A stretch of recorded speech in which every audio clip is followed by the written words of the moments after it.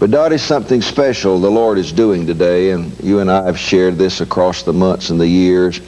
Sometimes you don't know what's going on here, and you come out with a song that's just right down the middle of what we've been doing here, and sometimes we do things here before you get to it, and then you pick up and go with it. But how important is music in the church today, or how are they related? What do you see the relationship?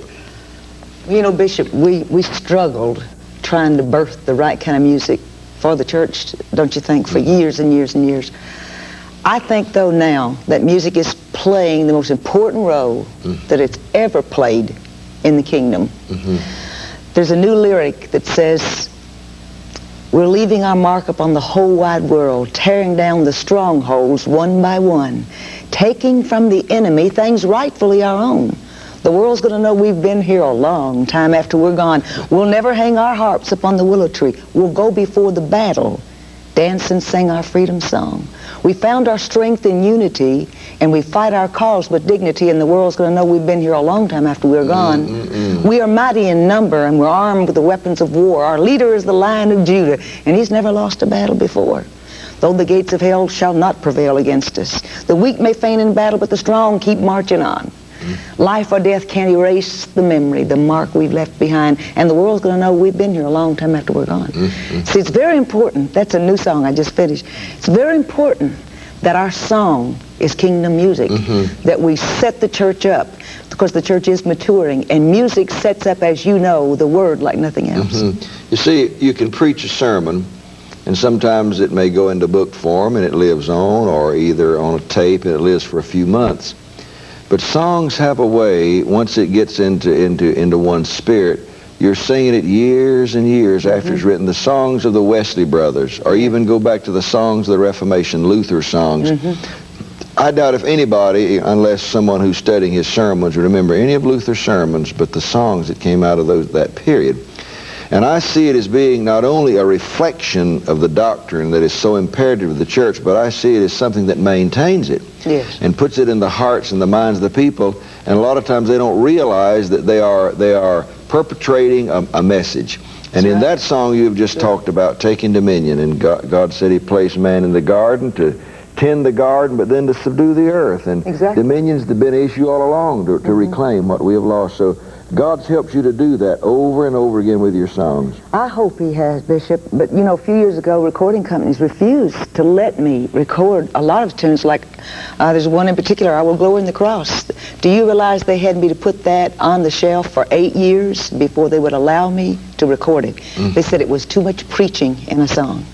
But you see, the church is maturing, and the word is being put out there. Like in your congregation, I come here to get new ideas and food and to be nourished, to wake up that gift inside of me, to stir that gift, that pure gift up in me, to write the truth. Inspiration brings inspiration. It surely does. You know, you may write a song and it inspires me toward messages, or a message may inspire, but it's like fire. It catches on to one another, and then it just really blows itself out all over the world. It does. What's new? What you doing new now? That was one of your songs apparently that's new. Buck and I just got our 60th long play album. The heaviest lyric, Bishop, that I've ever been involved with.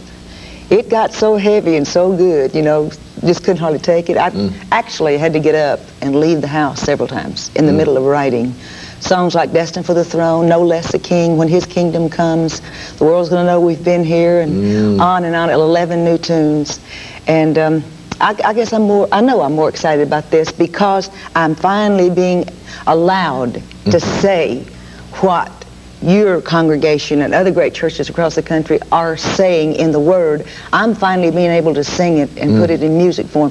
Because, see, Bishop, there was times actually when all the recording companies and publishers wanted out of me was little rhymes, little jolly tiptoe through the tulip sort of thing, you know, to make people clap for you and give you a standing ovation. Well, you know, we play that stuff down. We give the ovation to the king, you know, because we're kingdom kids, and you know who we are. So I don't need the ovation. No. See, I give him all the applause. But I'm now actually being able to say what I want to say. I've never lived in a time when I've had more fun and enjoyed the gift more. You know, it's not really a prediction that I make, but a prophecy. But I believe because of the maturity of the church, and the ecumenical spiritual movement that's taking place and breaking down the walls, that this will be the kind of music that will become the bestseller, and it will be what the people, they not only want their flesh tickled any longer, they want their spirit moved. Absolutely. I'm going to be coming back just a moment. You know, Dottie, there was a time when people talked about spiritual warfare, and I thought they was talking about a head cold. And, you know, little things that happen. I said, they did too. Yeah, we're under great attack. But we have come to learn that there are powers and principalities. And when the Apostle Paul said we wrestle not against flesh and blood, we wrestle against powers and principalities, I've come to understand the reason we are witnesses and why the gospel of the kingdom must be witnessed before the nations of the earth, because really we're not even witnessing it to the people. In actuality, what we're doing, we're witnessing to the powers and principalities that the church is maturing to the place where she can stand like Jesus did, and what Jesus did individually, the church will do corporately. This may put you on the spot, but you and I have been around a few summers and you can handle it. Do you ever experience spiritual warfare when you're in the writing of these songs? I can't believe you've asked me that, Bishop. We went in, and I will not talk too much, I hope, but going in for that 60th album, the writing was so heavy in the word of the kingdom that I actually had to leave the room several times. There's one song, the title song of the album, Destined for the Throne. I was going to save this maybe and tell you about it later, but I think I'd like to do it now. I went in and had allergies and a sore throat and was trying to rise above that to sing it, and the pressures, Bishop, like I've never felt in my life in writing. I could cry telling you about this. I tried for 6-7 hours vocally just to sing that song, and the powers of the air of the devil, Satan, would come in against that. He did not want that told. I went back up to the room and I laid down across the bed and I was crying and I was praying. I said, God, I don't understand this. I understand this and I don't understand this. I've got to deliver this song. You've got to help me. What's going on? Bishop, I fell asleep quickly, which I don't usually. In my dream, I was laying in bed. An overweight, supposedly minister came, stretched out on the bed beside me and said, I want you to pray for me, Sister Rambo. I said, certainly, but I'm uncomfortable laying here. I'll get out of the bed and I'll pray for you. He says, no, get your guitar. I cut my nails off. I'm back playing my guitar for the Lord. Feeling good about it. He said, get your guitar and come back here and minister through that guitar and pray for me. I said, no, I'm very uncomfortable. So I got out of the bed. He grabs me. And for you to read between the lines, he was trying to molest me, to rob from me. I was running. He was chasing me down this corridor. And, I mean, just right behind me, a little lady with a glow. She reminded me a lot of Lynn. Just about her size. Could have been her. Stepped between me and this man and threw him to the ground, wrestled him with her fingers like this, digging into him and praying. All of a sudden, this person went up in smoke.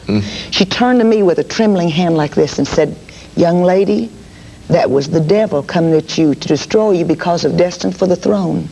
Said, beware, in 2 or 3 days he'll come in another form. You see, Satan is not really angry until we start taking dominion. That's it. Now, a lot of folk don't understand this, and when I say this, I subject ourselves to criticism.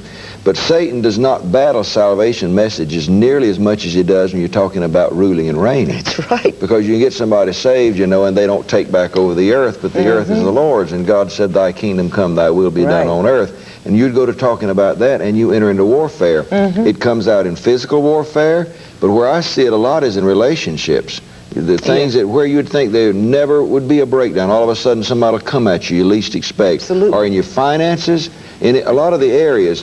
But the thing that I know is that the power of the Word of God, we overcome by the word, by the blood of the Lamb, by the word of our testimony, and loving not our lives, even unto death. And when you commit yourself to such degree that Satan knows he's not going to win, he'll back off. That's right.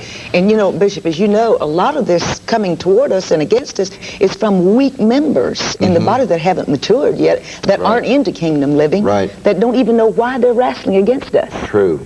And that's a hard battle sometimes. Yeah, but it's like Joseph, you know, he went ahead of his family. Even as a matter of fact, his brother sold him, and he got down to Egypt, and down in Egypt he set the stage to even save their lives. And some of our half-brothers that are fighting us don't know that we're going to be down there having the land ready when they get there. I love it. I love it.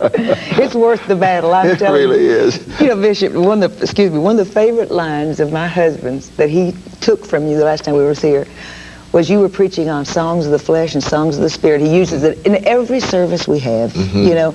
And don't you thank God we're finally getting to the messages Praise and God. the songs of the spirit? Not just songs, but your You sermons. see, when you can make the flesh even cry over, you know, Mama's going on to be with Jesus, and that's great. Yeah. A lot of the songs, it makes you feel good, just Jesus and me, and there's nothing wrong with some of that. But the fact is, when you really start singing in a spiritual song, like one that we're going to end this program with, I will glory in the cross. Jesus said, except a man deny himself and take up a cross. Now that's not easy, No, it but in isn't. order to come to what we call kingdom dimension, there is a cross. And I know it's been in your life. I know it was in your life before this song. But what I found is Paul wasn't playing games when he said, I die daily. That's right. Sometimes you think, well, it's all over and done with. No, we got this path to go on. But I just want to speak for not our local church only and the pastors that I have to do with, but for the many thousands of people that are sharing this program, to thank God for you and to encourage you not to grow weary in well-doing. You know, that's really a commandment. He said, be not weary in well-doing. And sometimes, you know, the battle may seem strong, but remember who you are in the Lord. And remember, you've got all these people out there in You're gonna make addition me to cry. Buck. Well, that's good. I cry with you. But I know God's not even, he's not even partly through. And you're in a place now to do great things for God. And I guess you'd call this K Dimension magazine sort of an appreciation for Dottie Rambo and what you've done in the kingdom of God. And we just stand to encourage you. So I just want to thank you for coming and sharing with us again today, and just keep on keeping on and being the Dottie that we know and love so very much. I hope I never change except to get better in the Lord and to write what He wants me to write. I love you. You are special, and so is your people. God And you'll bless you. do it. Thank you very much.